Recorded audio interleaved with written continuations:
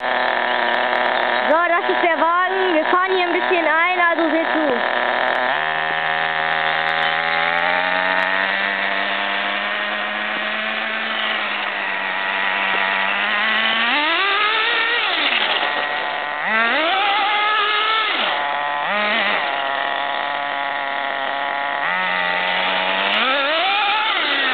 Stell den mal hier vor langsam, also so ein bisschen, damit die den ein bisschen sehen.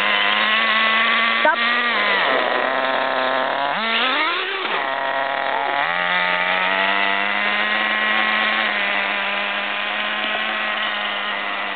Driften tut er ziemlich gut, nur hier beim Kies gibt es manchmal ein paar Probleme.